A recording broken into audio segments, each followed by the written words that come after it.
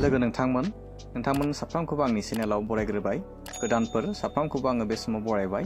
दानो जोङो बिशप सार must write रेभारेन्ड Nityanand बरगयारिनि जिउनि जारिमिनखौ जोङो मिथिना लानि। बेनिखायनो साफ्रोमखौ खावलायबाय जेन' नोंथांमोना साफ्रोमबो बे भिडिअखौ जोबजासे नायो आरो नोंथांमोना भिडिअखौ मोजां मोनदोंबा लाइक होनो दाबाव, कमेन्ट होनो दाबाव आरो नोंथांमोना हागौमानि नोंथांमोननि ससियेल मिडिया प्लेटफर्माव नैबे भिडिअखौ मोजां मोनदोंबा शेयार खालामनो हागोन। दानो जोङो बिथांनि जिउ जारिमिननि बागै जोङो मिथिना लानि। बिथाङा 31 अक्ट'बर 1947 मायथाइयाव बिफा लेट रेभारेन्ड रमेन्द्र बरगयारी आरो बिमा फयानश्री बरगयारी नखराव जोनोम जादोंमोन। बिथांमोना बै समाव लादांगुरि बङाइगाव डिस्ट्रिक्टनि सिङाव थानाय लादांगुरि गामियाव जोनोम जादोंमोन। दायो बियो चिरां डिस्ट्रिक्ट जाबाय। बे समाव बिथांमोना गासै 14 जन बिदा फंबायफोर दंमोन। बिथांमोनहा 1955 मायथाइयाव गावसिनि गामिखौ गारनानै अर्थात लादांगुरिखौ गारनानै बिथांमोना क'क्राझार डिस्ट्रिक्टनि सिङाव थानाय गसाइगाव साब डिभिजननि सिङाव थानाय गलादाङि गामियाव बिथांमोना न'खरैनो खारबोदोंमोन। दानो बे समाव जोङो बिथांनि स्कुलिंनि बिसय जोङो मिथिना लानि। बिशप राइट रेभारेन्ड नित्यानन्द बरगयारी बिथाङा 1955 मायथाइनिफ्राय 1956 मायथाइयाव बिथाङा गावनि स्कुलिंखौ गलादाङि प्राइमारि स्कुलाव फरायदोंमोन। 1957 मायथाइनिफ्राय 1958 मायथाइसिम बिथाङा मागथाइगाव प्राइमारि स्कुलाव फरायदोंमोन आरो 1960 मायथाइनिफ्राय 1969 मायथाइसिम बिथाङा गौरां स्कुलाव फरायदोंमोन। बेबो क्लास 3 निफ्राय लानानै बिथाङा फरायदोंमोन। 1969 मायथाइयाव बिथाङा गावनि मेट्रिकुलेटखौ बिथाङा पास खालामदोंमन गौरां स्कुलनिफ्राय। दानो जोङो बे समाव बिथांनि थिय'लजिकेल स्टाडिनि बिसय जोङो मिथिना लानि। बिथाङा 1970 मायथाइनिफ्राय 1973 मायथाइसिम बिथाङा गसनेर लुथेरान थिय'लजिकेल कलेज रान्चि बिहार, बै समाव बिहारमोन, दायो बे झारखन्ड जाबाय। दा बे कलेजावनो बिथाङा BTH-खौ खालामदोंमोन। 1973 मायथाइनिफ्राय 1975 मायथाइसिम बिथाङा सेरामपुर थिय'लजिकेल कलेज, बे सेरामपुर थिय'लजिकेल कलेजाव बिथाङा BD खालामदोंमोन। 1977 मायथाइनिफ्राय बिथाङा मा मावदों जों नायदों। 1977 मायथाइनि मिसेस नख'श्री बरगयारीखौ जुलि खालामना लादोंमोन। बिथांमोना इसोरनि अननायनि बिसा हिन्जाव सानै दंमोन आरो बिसा हौवा सासे दंमोन। जोङो फारियै बिथांमोननि बिहाजो आरो बिसाज्लानि मुंफोरखौ जों मिथिना लानि। सेथियाव दङ रन्जिता ख्रिस्टि बरगयारी। बिथाङा 15 जुलाइ 1978 मायथाइयाव बिथांखौ मोननो हादोंमोन। बिनि उनावहाय नैथि बिसाजो जेसिका बरगयारी, बिथांखौ 27 नभेम्बर 1980 मायथाइयाव मोननो हादोंमोन। बिनि उनावहाय बिसाज्ला जेसन बरगयारीखौ 21 मे 1992 मायथाइयाव मोननो हादोंमोन। बिथां राइट रेभारेन्ड बिशप सार एन बरगयारीया मा खामानि मावलांखो बेफोरनि बिसय जों फारियै मिथिलांनि। बिथाङा LP स्कुलाव 1975 मायथाइनिफ्राय 1980 सिम बिथाङा फोरोंगिरि हिसाबै मावदोंमोन आरो बेबो जास्ट 80 थाखा सेलारिल'मोन, माने 80 रुपिसल'मोन बिथांनि बै समाव मास्टार मावनाय समावहाय। बिनि उनावहाय बिथाङा 1976 मायथाइनिफ्राय 1977 मायथाइसिम सानडे स्कुल इन्सपेक्टर हिसाबै बिथाङा गौरां सार्केलनि आन्दाराव मावदोंमोन। गौरां NSC चार्चनि आन्दारावहाय बिथाङा मावदोंमोन।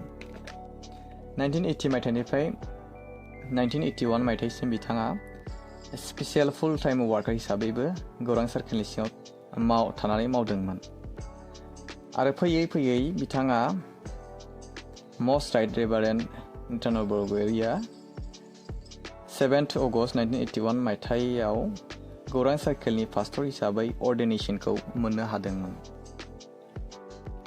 आरो बिथाङा 1984 मायथाइनि 18 नभेम्बराव बङाइगावनि डिसिसन काउन्सिलनि बिशप हिसाबै फसंजादोंमन।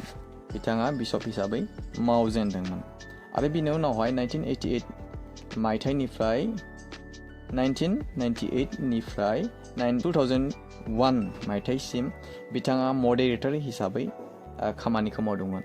बेबो मोनब्रै स्टेटखौ लानानैहाय बिथाङा सामलायोमोन।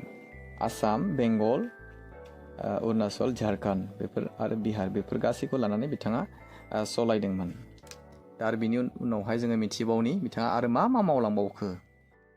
बिनि अनगायैबो बिथाङा president of Bongaigaon district church काउन्सिलनिबो बिथाङा प्रेसिडेन्ट मावदों 1981 निफ्राय 1984 सिम।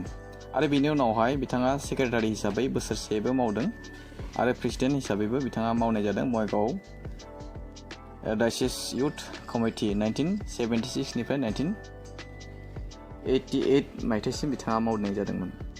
बेनि उनावहाय बिथाङा member of national Christian council of India NCCI आव बेयावबो बिथाङा मेम्बार हिसाबै मावदोंमोन। बिनि उनावहाय बिथाङा member of north east India Christian council NEICC बेयावबो बिथाङा मेम्बार हिसाबै मावदोंमोन। बिनि उनावहाय मेम्बार अफ बिशवानि 1998 निफ्राय till date and Trans World Radio in India TWR बेयावबो बिथाङा मावदोंमोन 2000 सिम डिसेम्बरनि 2000 सिम बिथाङा मावदोंमोन। चेयारमेन अफ बिशवानि फर वान टार्म मोनसेनि थाखाय बिथाङा मावनाय जादोंमोन। बिनि उनावहाय chairman of TWR 1 for 1 team बेबो टार्म मोनसेनि थाखाय बिथाङा मावनाय जादोंमोन। Member of United Evangelical Lutheran churches in India UELCI 1998 निफ्राय 2001 सिम बिथाङा बेयावबो मावदोंमोन। बिनि उनावहाय बिथाङा chairman of the entire church peace mission 1996 onwards बिथाङा बेयावबो मावदोंमोन। Founder chairman of Arunachal mission committee बेयावबो बिथाङा मावदोंमोन। Founder and chairman of Bodo' Christian radio ministry BCRM नाव Salem communication ministry SCM 12 July 1987 onwards बेयावबो बिथाङा मावदोंमन। Founder of spiritual renewal movement in NELC through inspiration programme 1998 बेयावबो बिथाङा खामानि मावदोंमोन। Founder director of the Salem chapel prayer ministries 2002 till date बेयावबो बिथाङा मावदोंमोन। Core team member of Purpose Driven Church Ministries 2004 till date बेयावबो बिथाङा मावदोंमोन। दाना इन्टारनेशनेल माने गुबुन हादोर फरेन कान्ट्रियावबो मा जायगायाव बिथाङा लोगो लाहैदोंमोन बा मा जायगायाव बिथाङा मावनाय जादोंमोन मा जायगायाव थांदोंमोन बेखौबो जोङो बिनि बागैबो जोङो मिथिना लानि।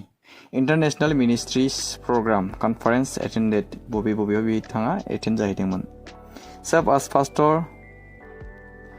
इन 3 churches in Minnesota USA from September 1985 June 1986 सिम बेयावबो बिथाङा 3 months each in Malacca Trinity Lutheran Churches First Lutheran Church Columbia बेयावबो बिथाङा मावदोंमोन। Heights and First Lutheran Church Albert Lea Minneapolis आरो बिथाङा visited Denmark and Norway on the way from USA बिनि उनावहाय बिथाङा डेनमार्क नर्वे स्वीडेन बेयावबो भिजिट खालामदोंमोन माखासे अकेशननि थाखाय।